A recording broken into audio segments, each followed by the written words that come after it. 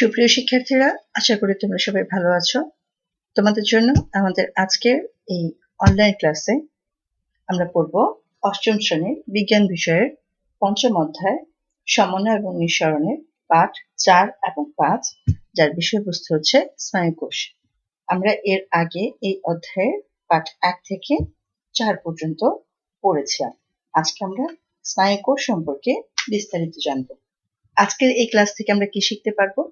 এই পাঠ শেষে শিক্ষার্থীরা স্নায়ুকোষ কি তা বলতে পারবে, স্নায়ুকোষের গঠন ব্যাখ্যা করতে পারবে, স্নায়ুকোষের কাজ ব্যাখ্যা করতে পারবে। আমরা ছবিতে কি দেখতে পাচ্ছি? মানুষের স্নায়ুতন্ত্র দেখতে পাচ্ছি, কেন্দ্রীয় স্নায়ুতন্ত্রের অংশ বা মস্তিষ্ক দেখতে পাচ্ছি এবং একটি শাখা প্রশাখা যুক্ত অংশ যার নাম নিউরন, সেটি দেখতে পাচ্ছি। তোমরা এদের সম্পর্কে জানো কি? হয়তো অনেকে জানো, যারা জানো না তাদের জন্য আমরা পরবর্তী স্লাইডটিতে বিস্তারিত রেখেছি।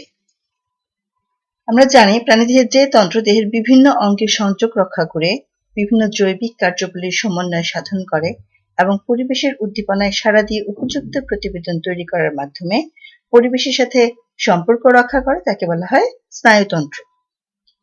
আর এই স্নায়ুতন্ত্রের প্রধান নিয়ন্ত্রকই হলো মস্তিষ্ক। উন্নত মস্তিষ্কের কারণে মানুষ সৃষ্টির সেরা জীব। আর এই মস্তিষ্ক কি দিয়ে গঠিত? এই মস্তিষ্ক বিশেষ এক ধরনের কোষ দিয়ে গঠিত, আর এদেরকেই বলা হয় নিউরন বা স্নায়ুকোষ। এসো আমরা একটি ভিডিও দেখি, যে ভিডিওর মাধ্যমে আমরা হয়তো এটি আরেকটু ভালোভাবে বুঝতে সক্ষম হব।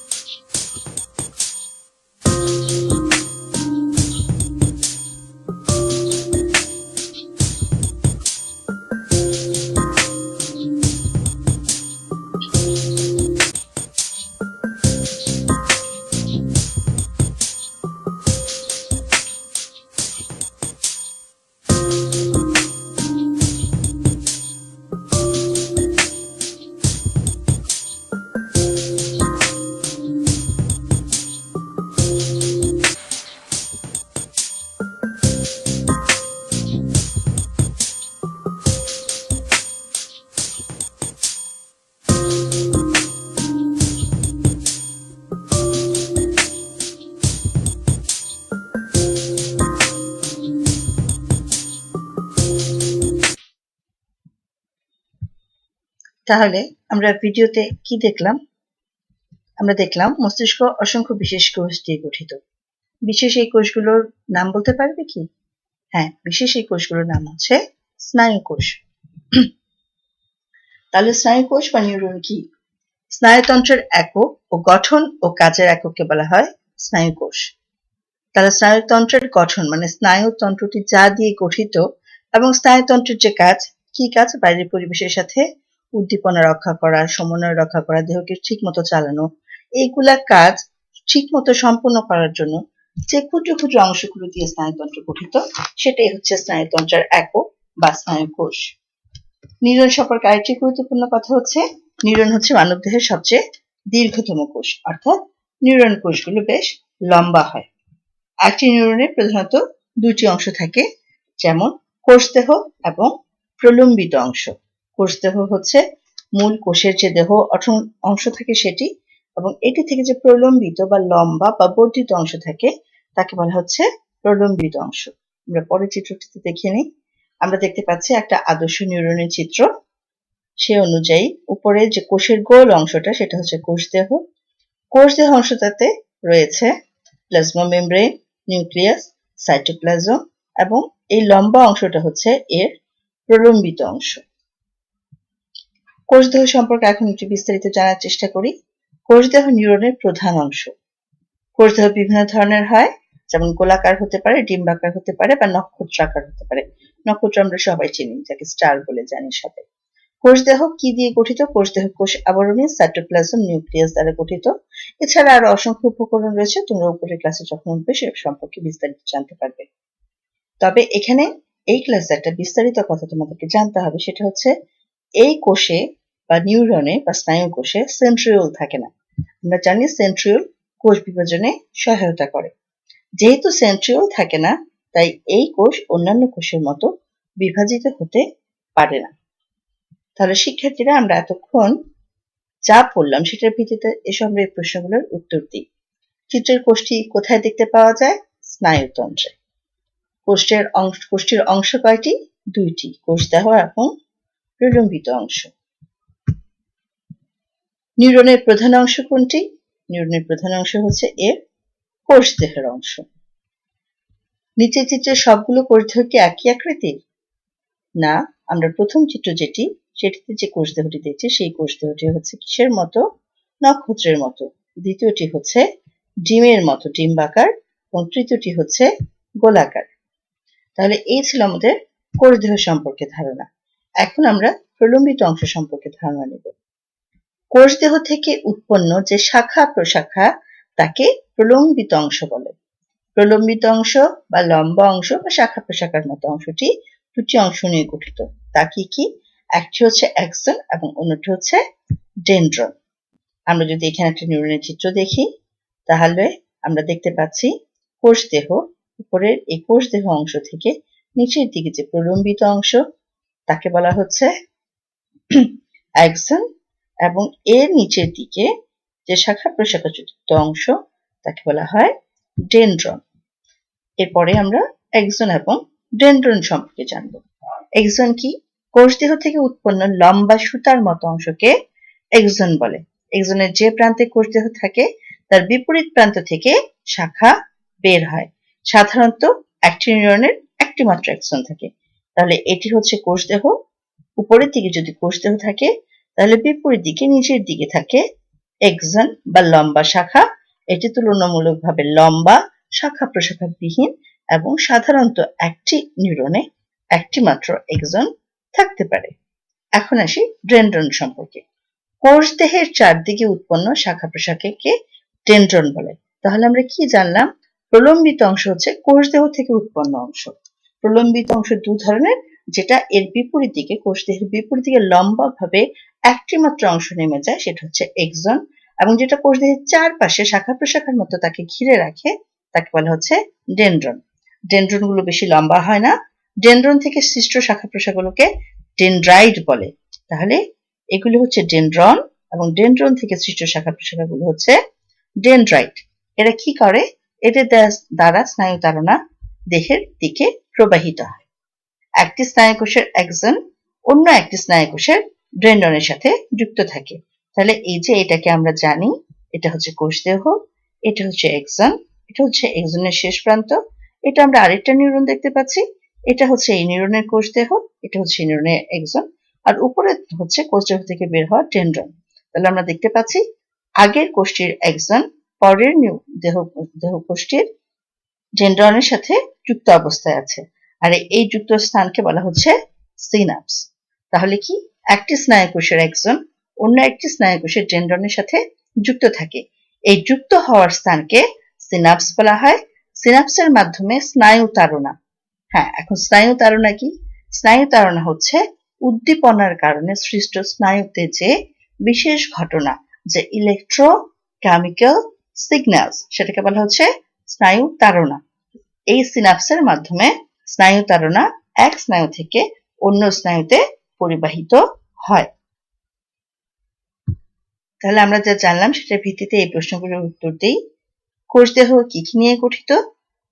কোষদেহ কি কি নিয়ে গঠিত? কোষদেহতে দেখা যায় কোষ আবরণী, দেখা যায় সাইটোপ্লাজম, দেখা যায় নিউক্লিয়াস। এরা কি অন্যান্য কোষের মতো বিভাজিত হয়? এরা অন্যান্য কোষের মতো বিভাজিত হয় না। কেন বিভাজিত হয় না? কারণ এদের সেন্ট্রিওল অনুপস্থিত। আচ্ছা, চিহ্নিত অংশগুলো কোথা থেকে উৎপন্ন হয়েছে? কোষদেহ থেকে উৎপন্ন শাখা প্রশাখা কি বলে? কোষদেহ থেকে উৎপন্ন শাখা প্রশাখাকে ডেনড্রাইট বলে। এবং লম্বা অংশটিকে কি বলে? লম্বা অংশটিতে এক্সন বলে। চিহ্নিত অংশটি দেখতে কিসের মতো? চিহ্নিত অংশটি দেখতে লম্বা সুতার মতো। এই অংশটির নাম কি? অংশটির নাম হচ্ছে এক্সন। একটি নিউরনে কয়টি এক্সন দেখতে পাওয়া যায়? একটি নিউরনে সাধারণত একটি এক্সন দেখতে পাওয়া যায়। চিহ্নিত অংশটি কার চারদিক থেকে উৎপন্ন হয়েছে? চিহ্নিত অংশটি আমরা দেখতে পাচ্ছি, এই চিহ্নিত অংশটি কোষদেহের চারদিক থেকে উৎপন্ন হয়েছে। এই উৎপন্ন শাখা প্রশাখাগুলোর নাম কি? এই উৎপন্ন শাখাগুলোর নাম হচ্ছে ডেনড্রন। তাহলে আমরা পড়াটাকে মূল্যায়ন করে নিলাম। ডেনড্রন থেকে যে শাখা প্রশাখা বের হয় সেগুলোকে আবার ডেনড্রাইট নামে ডাকা হয়। চিত্রে কি দেখতে পাচ্ছ শিক্ষার্থীরা? যেটা দেখতে পাচ্ছি দুটি নিউরনের সংযোগস্থল। এক্ষেত্রে একটা নিউরনের এক্সন অপর নিউরনের ডেনড্রাইটের সাথে যুক্ত হয়েছে। একে আমরা কি নামে জানি? একে আমরা সিনাপস নামে জানি। দুটি ভিন্ন স্নায়ুকোষের মিলনস্থলকে সিনাপস বলা হয়। তাহলে আমরা দেখতে পাচ্ছি সিনাপসের মাধ্যমে কি হচ্ছে? সিনাপসের মাধ্যমে স্নায়ুতাড়না পরিবাহিত হচ্ছে। এখন আমরা একটি ভিডিও দেখব যা আমাদের আজকের ক্লাসটি বুঝতে আরেকটু সহায়তা করবে। Now let's learn about neurons. A neuron consists of a cell body called soma. The soma is enclosed by the cell membrane and has a nucleus. There are several thin, thread-like extensions from the cell body called dendrites. The dendrites receive impulses from the adjoining neurons. The other extension from the cell body or soma is a single-branched extension called an axon. Each axon is comprised of a cone-shaped base called an axon hillock that arises from the soma. At the other end,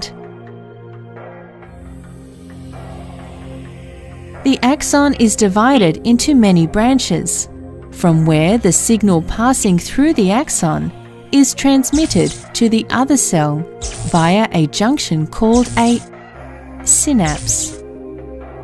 Thus, the information is received by the dendrites and is then sent out through the axon to the neighboring cell. This is how information is transmitted from one cell to another. To summarize, if we unknowingly touch a hot object, we immediately pull our hand away from it. This process involves coordination among the nerve cells called neurons. A neuron consists of a cell body called soma. There are several thin, thread-like extensions from the cell body called dendrites. The other extension from the cell body or soma is a single-branched extension called an axon. শিক্ষার্থীরা আমরা ভিডিওটি দেখে নিলাম। এখন আমরা জানবো নিউরনের কাজ কি। নিউরনের প্রধান কাজ উদ্দীপনা গ্রহণ করা। এখন প্রশ্ন হচ্ছে উদ্দীপনা কি? উদ্দীপনা হচ্ছে বাইরের পরিবেশ বা শরীরের অভ্যন্তরীণ পরিবেশের এমন একটি অবস্থা যার মাধ্যমে প্রাণী বা জীব কোনো কিছু অনুভব করতে পারে। যেমন তুমি বাইরে গেলে, বাইরে যাওয়ার পরে তোমার হাতে একটি কাঁটা লেগে গেল, একটা গাছের পাশ দিয়ে যাওয়ার সময় একটি কাঁটা লেগে গেল। এই যে কাঁটা লাগার ব্যথার অনুভূতিটা, সেটাই হচ্ছে উদ্দীপনা। তোমার হাতে কাঁটা লেগে যাওয়ার কারণে তুমি যে ব্যথা পেলে, সেই উদ্দীপনাটি নিউরন বহন করে। প্রাণীদের ভিতরে এবং বাইরের পরিবেশের সাথে সংযোগ রক্ষা করে। তাহলে আমরা যদি প্রথম উদাহরণটি ধরি, যে তোমার হাতে কাঁটায় ব্যথা লাগার কারণে যে উদ্দীপনাটা তুমি পেলে, সেই উদ্দীপনাটা নিউরনের মাধ্যমে ব্রেইন বা আমাদের মস্তিষ্কে যায়। মস্তিষ্ক তখন তার মেমোরিতে রাখা অনুভূতিগুলোর সাথে মিলিয়ে এটাকে ব্যথার অনুভূতির সাথে মিলায় এবং নিউরনকে জানিয়ে দেয়, নিউরনের মাধ্যমে আমাদের হাতকে জানিয়ে দেয় যে এখানে ব্যথা দানকারী কোনো কিছু আছে, এখানে হাতটা রাখা যাবে না, হাতটাকে সরিয়ে নিতে হবে। এটাই হচ্ছে প্রাণীদের ভিতর এবং বাইরের পরিবেশের সাথে সংযোগ রক্ষা করা। তারপরে এর কাজ কি? প্রাণীদের বিভিন্ন অঙ্গের কাজের মধ্যে সমন্বয় সাধন করা। ঠিক আছে, আমরা জানি আমরা উন্নত প্রাণী, আমাদের দেহে অনেক ধরনের তন্ত্র একসাথে কাজ করে। এই তন্ত্রগুলোকে সুষ্ঠুভাবে একসাথে কাজ করে কাজটি সুন্দরভাবে সম্পন্ন করার জন্য নিউরন মস্তিষ্কের মাধ্যমে, মস্তিষ্কের উদ্দীপনার মাধ্যমে কাজ করে থাকে। আর কি করে থাকে? মস্তিষ্কের স্থিতি ধারণ করা, চিন্তা করা এবং বিভিন্ন কার্যের নির্দেশ দেওয়া ও পরিচালনার কাজটিও নিউরনের। আমরা কোনো কিছু পড়ে সেটা মনে রাখতে পারি, যখন পরীক্ষা আসে তখন সেখান থেকে আমরা লিখি। এই যে সেই স্মৃতির অংশটুকু যেটা মস্তিষ্কে জমা আছে, সেটা থেকে আমাদেরকে লেখার, বলার বা উত্তর করার বা প্রয়োজনে কাজে লাগানোর ক্ষমতাটাও নিউরনের মাধ্যমে প্রকাশিত হয়। আমরা কোনো কিছু চিন্তা করতে পারি, আমাদের নিউরনগুলো আমাদেরকে সেই চিন্তার কাজ করতে সহায়তা করে। এছাড়া আমাদের হাঁটা চলা থেকে সব ধরনের কাজ যেটা মস্তিষ্কের নির্দেশে হয়, সেই নির্দেশটা কার্যকরী করার জন্য নিউরন সংশ্লিষ্ট অঙ্গকে নির্দেশ প্রদান করে। যেমন আমরা কখন হাঁটবো, সেই হাঁটার নির্দেশই মস্তিষ্ক থেকে আসে। মস্তিষ্ক থেকে নিউরন সেই খবরটা হাঁটার জন্য পায়ের পেশিগুলোতে প্রদান করে এবং পায়ের পেশি হাঁটার কাজটি শুরু করে।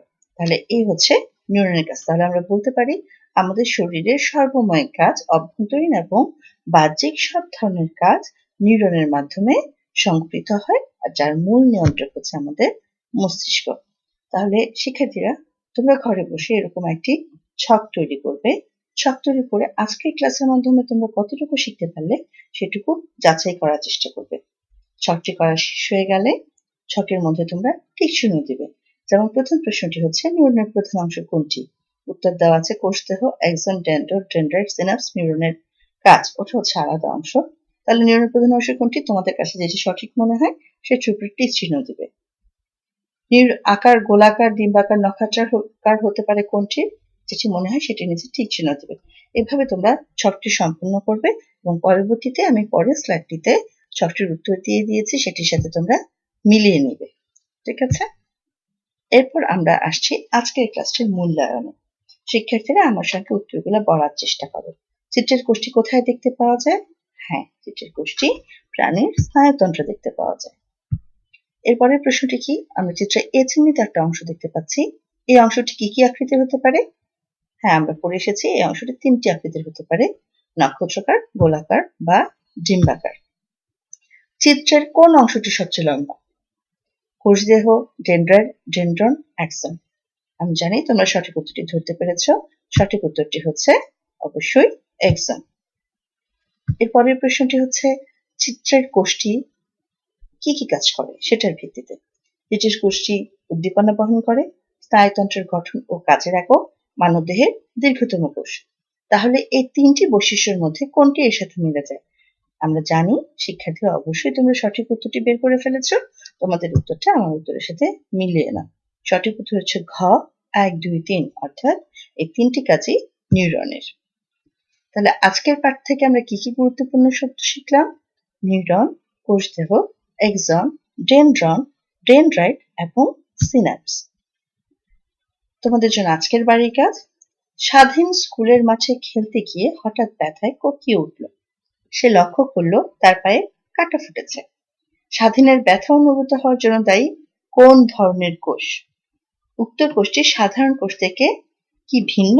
যদি তা হয় তাহলে সেটি যুক্তি সহকারে লেখো। সুপ্রিয় শিক্ষার্থীরা, আমি আশা করি তোমরা তোমাদের বাড়ির কাজটি সুন্দরভাবে সম্পূর্ণ করবে এবং যখন স্কুল খুলবে তখন তোমার ক্লাস টিচারকে দিয়ে বাড়ির কাজটি দেখিয়ে মূল্যায়ন করে নেবে। আজকের ক্লাসের সাথে থাকার জন্য তোমাদের সবাইকে অসংখ্য ধন্যবাদ। ভালো থেকো, ঘরে থেকো, স্টে সেফ, স্টে হোম।